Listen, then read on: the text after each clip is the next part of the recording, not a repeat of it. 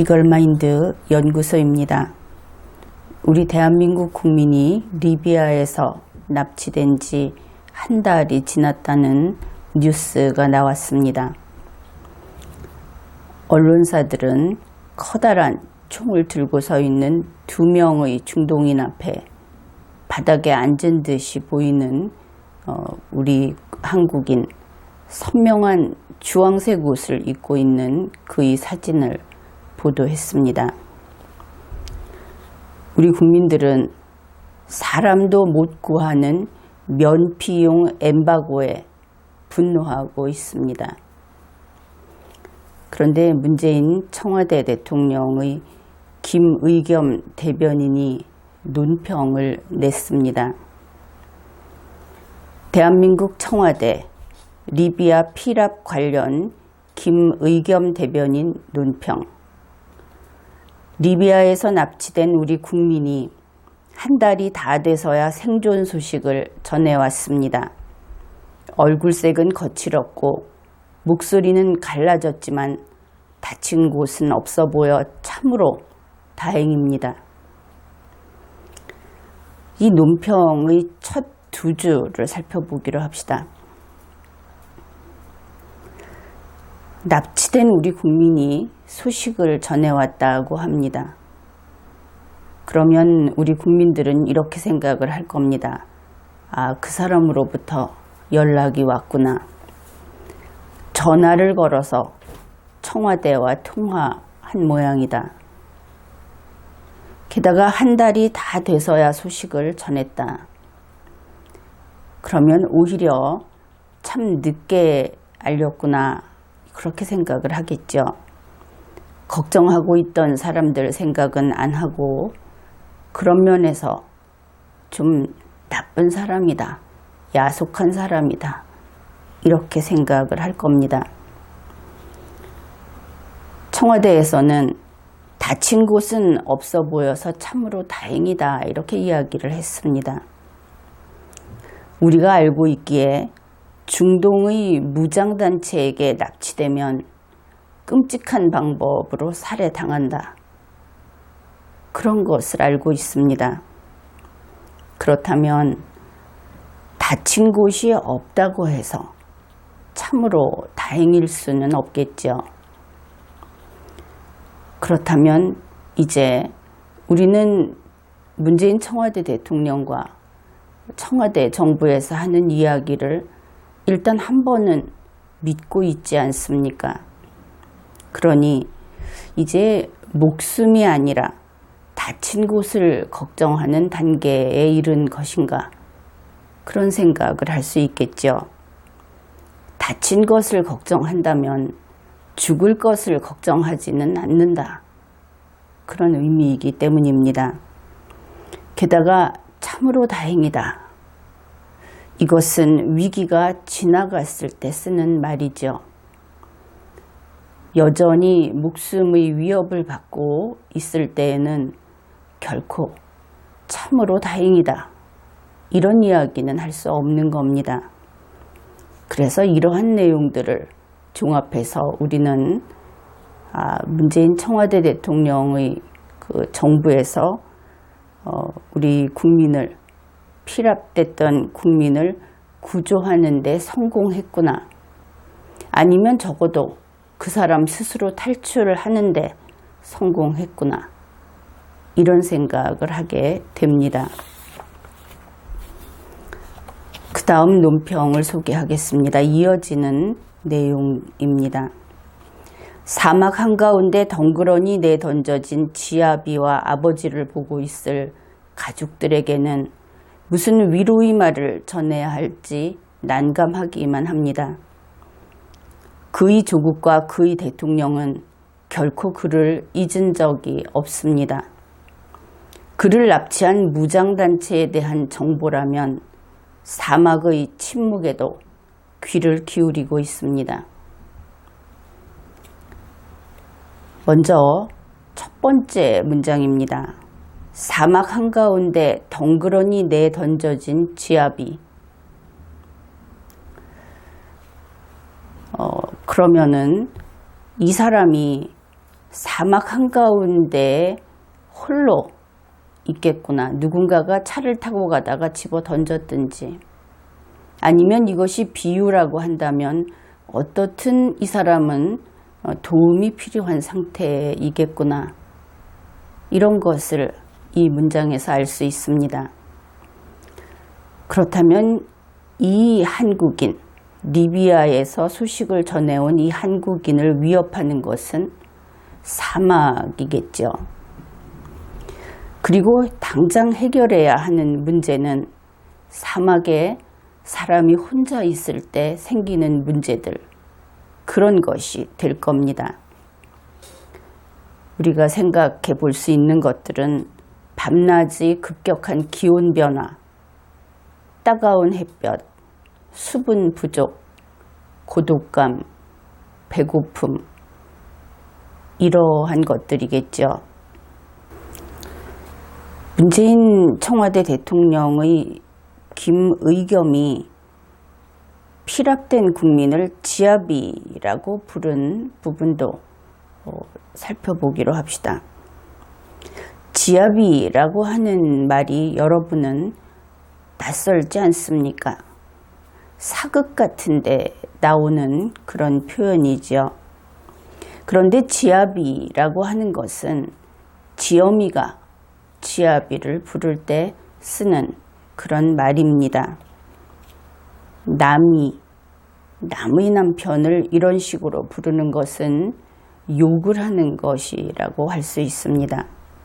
왜냐하면 사전에서 그 뜻을 찾아보기만 했더라도 이런 표현을 쓰지는 않았을 테니 말입니다.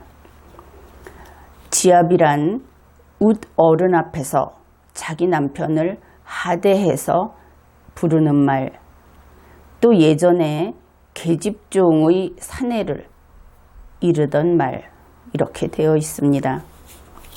그렇다면은 문재인 청와대 정부에서 청와대 대변인이 피랍되어 있는 우리 국민을 지칭해서 부를 수 있는 말은 결코 아니겠죠. 그런데 사막 한가운데 덩그러니 내던져진 지압이, 이것은 우리가 알고 있는 현재의 상황과는 너무나 동떨어진 그런 어떻게 보면 시적이고 소설적인 그런 표현입니다. 사막 한가운데 덩그러니 내던져져 있었다면 지금 이 한국인은 차라리 환호성을 지르며 즐거워했을 겁니다. 자기 힘으로 어떻게 해서든 살아날 길을 찾을 수라도 있지 않았겠습니까? 그런데 지금은 잡혀 있습니다. 묶여 있는 것이죠. 햇볕이 문제가 아니고 물이 문제가 아닙니다. 그냥 모든 것이 다 있다 하더라도 무기로 이 사람을 죽이겠다고 하고 있는 겁니다. 이 인질의 목적은 만일 이 단체가 요구하는 사항이 있다고 한다면 그 요구사항을 위해서 죽던지 아니면 죽지 않으려면 그 요구사항을 이루게 해주는 수단이 되든지 그 둘 중에 하나이지요. 이 단체가 요구하는 것이 없을 때 자기들의 힘이나 자기들의 존재감을 알리고자 한다면 이 사람은 죽을 수밖에 없는, 그래서 죽는 모습을 보여주기 위한 도구에 불과합니다.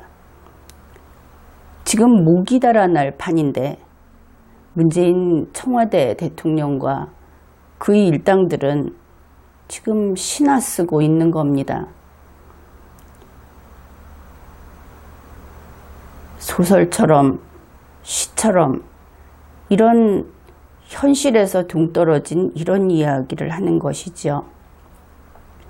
우리가 사극을 보면 참 여러 그 작품에서 죽어가는 사람들을 보여주곤 합니다.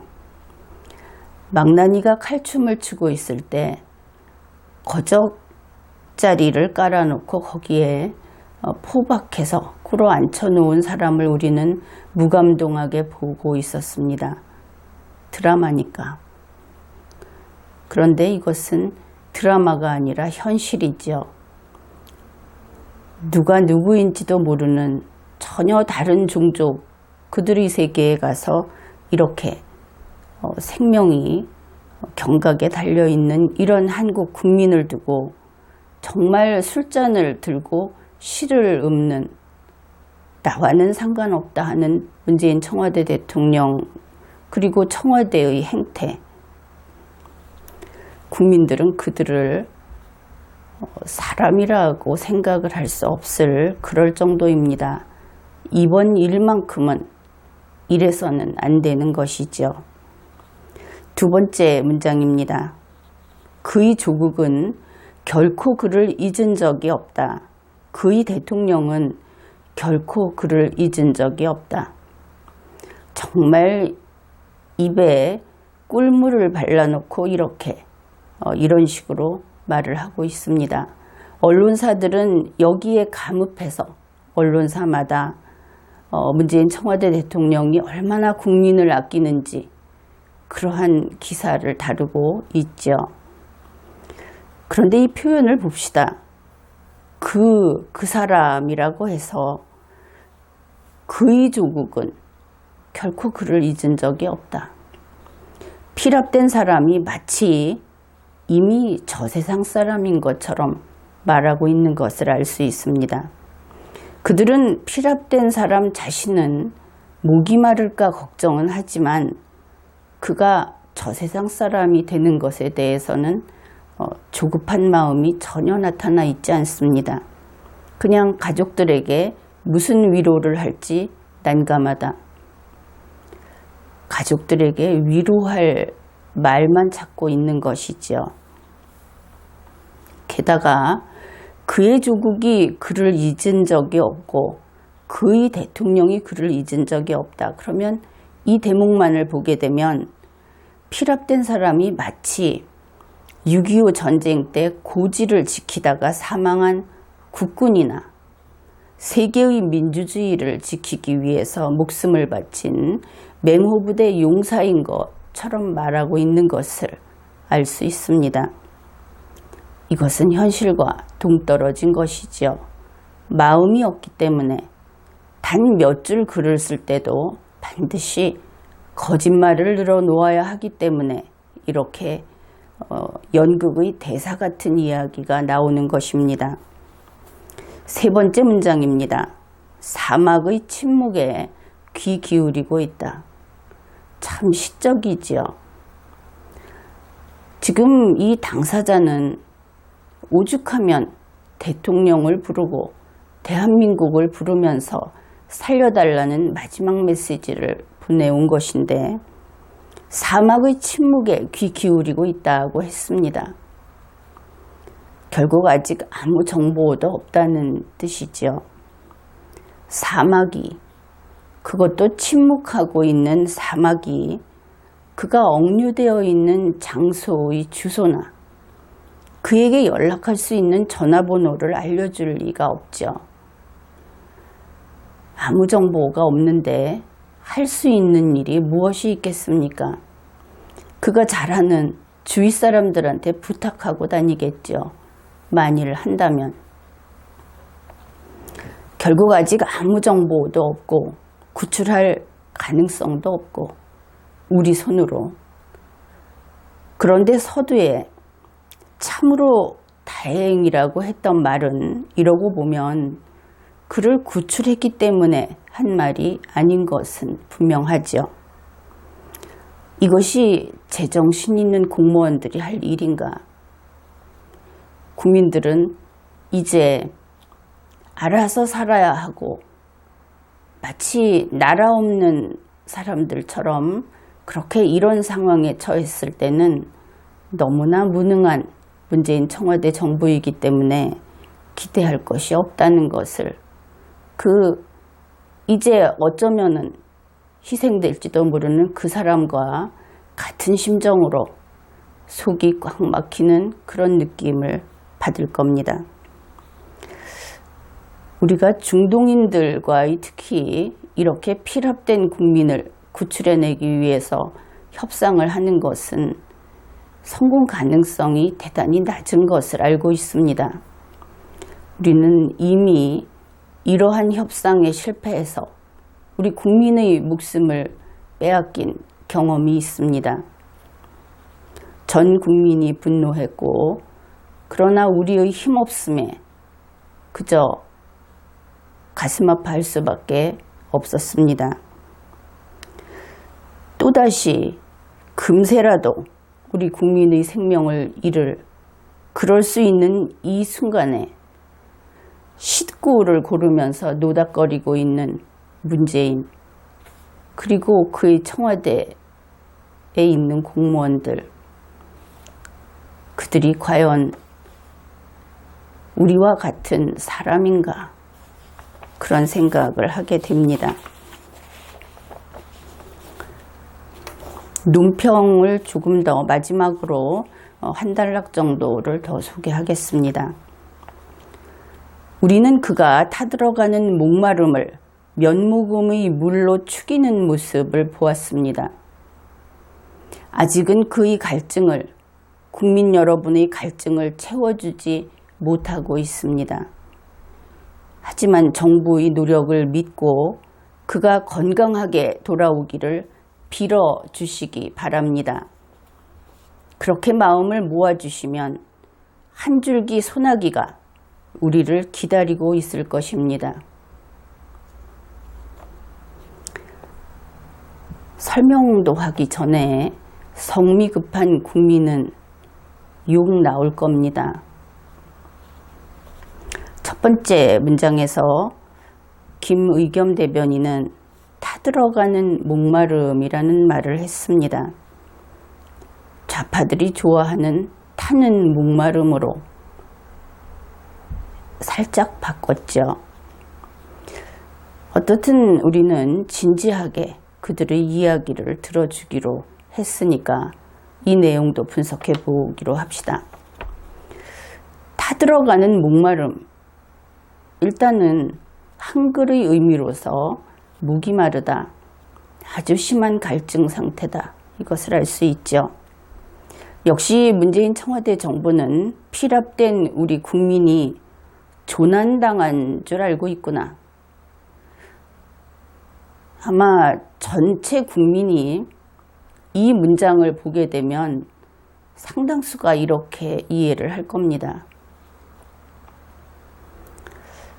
그러면은 역사적으로 자기의 목숨이 금방 달아날 그런 입장이었던 사람을 한번 생각해 봅시다. 단두대 앞에 서 있는 루이 16세에게 아주 친근하게 동정 어린 그런 모습으로 얼마나 목이 마르냐, 참 가엾게도 얼마나 물을 마시고 싶을까, 이렇게 이야기하면 어떻게 되겠습니까?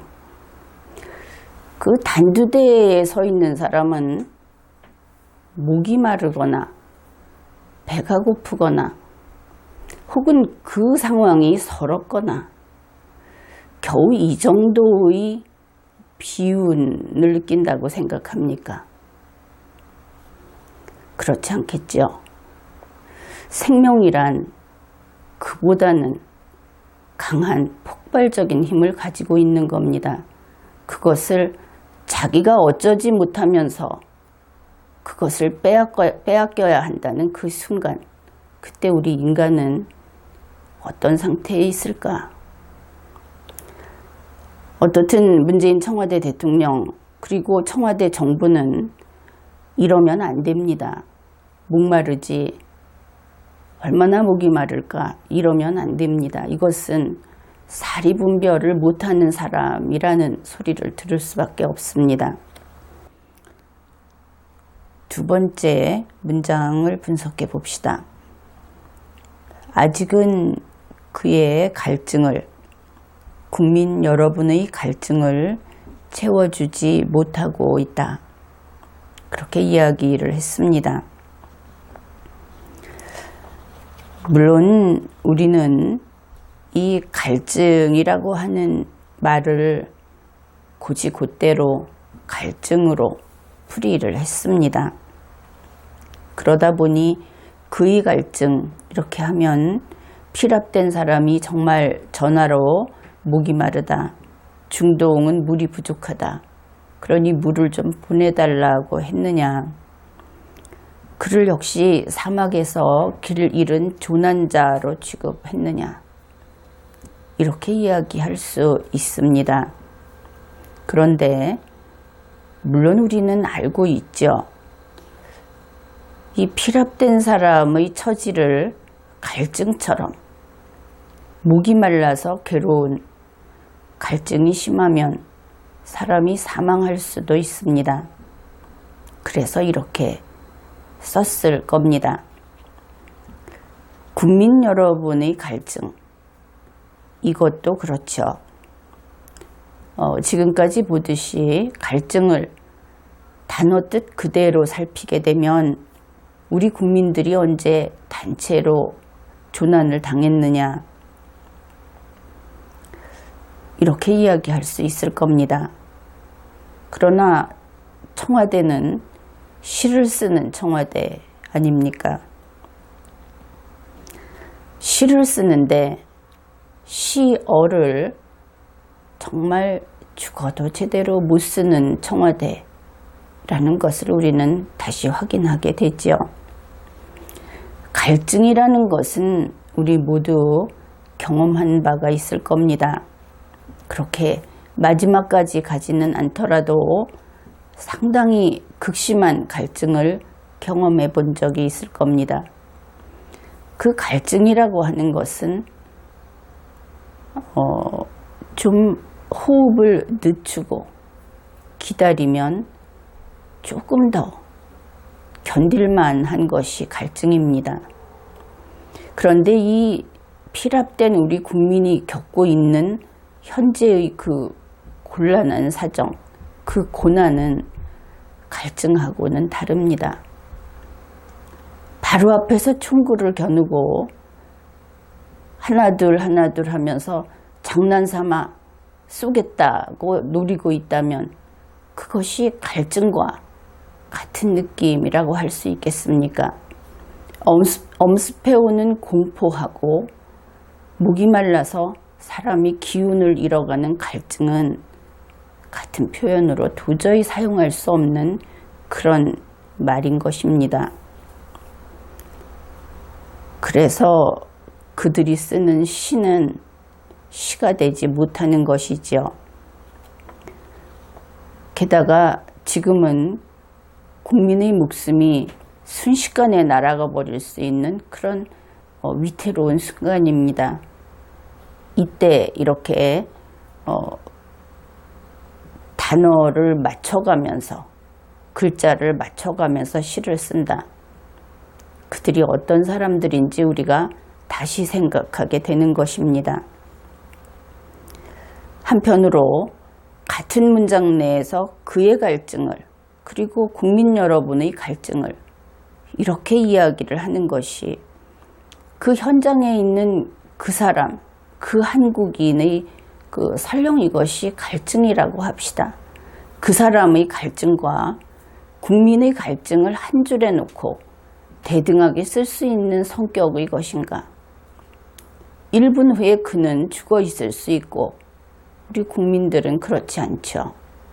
그 둘을 나란히 놓고 이렇게 말장난을 할 수 있는 것인가? 어떻든 청와대 대통령, 청와대 정부의 눈에는 멀리 있는, 그리고 고작 한 사람, 그는 아주 쉽게 잊을 수 있는 존재라는 것을 알 수 있습니다. 세 번째 문장에서 그가 돌아오기를 빌어라 이렇게 했습니다. 이 빈다라는 표현이 요즘 좀 젊은 국민들에게는 더 많이 생소하고 나이 든 국민들에게는 좀 다른 의미로 익숙하게 그렇게 기억하고 있는 말일 겁니다. 좀 분명히 이야기를 하면 기도할 때에는 이런 표현 안 씁니다. 게다가 절에 가서 불공을 드릴 때도 이런 표현을 안 쓰지요. 무속신앙, 소위 푸닥거리 할 때, 그럴 때 쓰는 표현입니다. 여러분도 여기에 동의할 겁니다. 게다가 그런 마음을 모아주시면 이런 표현을 했습니다. 마음을 어떻게 모을 수 있나?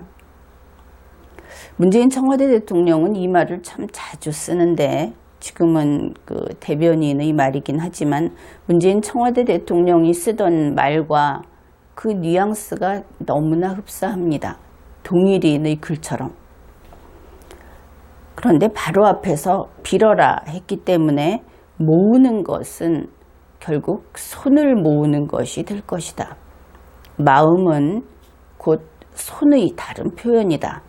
이렇게 풀이할 수 있겠지요. 결국 전 국민이 산 언덕에 있는 그 아무 바위돌이나 이런 데서 많이 하니까 그 바위돌 앞에서 손을 모아서 싹싹 빌면 그러면 어떤 결과가 있을 것이다. 그런 뜻인데 결과는 한 줄기 소나기가 내리는 한 줄기 소나기가 기다릴 것이다 하는 그런 것입니다. 그러니까 목적은 소나기이고 그것도 단 한 줄기이다. 도대체 필압된 국민을 구출하는 것이 소나기로 표현될 수 있는가? 이것 역시 고등학교만 다닌 국민이라 하더라도 시어를 이런 식으로 쓰면 틀렸다고 하겠죠. 아무리 기발하고 돌출한 그런 표현이라 하더라도 사람을 구출하는데 무슨 소나기입니까? 어떻든 이들이 하는 이런 이야기들 무엇인가 좀 조심조심 하는 것 같고 무엇인가 공을 들인 것 같고 무엇인가 좋은 이야기를 하는 것 같은데 말이 되지 않는 것, 뜻도 모르면서 하는 것. 다시 말해서 이게 무슨 정신 나간 인간들의 중얼거림인가 싶은 그런 말. 그것이 청와대에서 나오는 말이요 글인 것입니다. 지금 이 나라의 정부라면 무엇을 해야 하는가? 바로 이럴 때 참수부대라도 보내야 하는 겁니다. 한 달 전부터 무엇인가 했다고 하죠. 그때 보냈으면 벌써 도착했을 것이고 지금 이런 이야기하면 분명히 그들은 그럴 겁니다. 보내는데 얼마나 걸린다. 그리고 이렇게 국가의 힘을 보여서 그가 우리의 국민이라는 것, 그의 뒤에는 자주독립국 대한민국이 있다는 것, 그리고 대한민국은 국민을 스스로 지키는 국가라는 것, 이것을 보여주어야 하는 그런 때인 것입니다. 우리 국민은 약자로서의 삶을 거부합니다. 우리 국민들은 희생양으로서 우리 국민이 희생당하고 나서 거기에 조문이나 하는 그런 국민으로 살아가는 것을 거부합니다. 그러니 문재인 청와대 대통령, 그대가 직접 가서 담판하십시오. 그리고 직접 구출해 오십시오. 이번 회에는 여기까지 하겠습니다.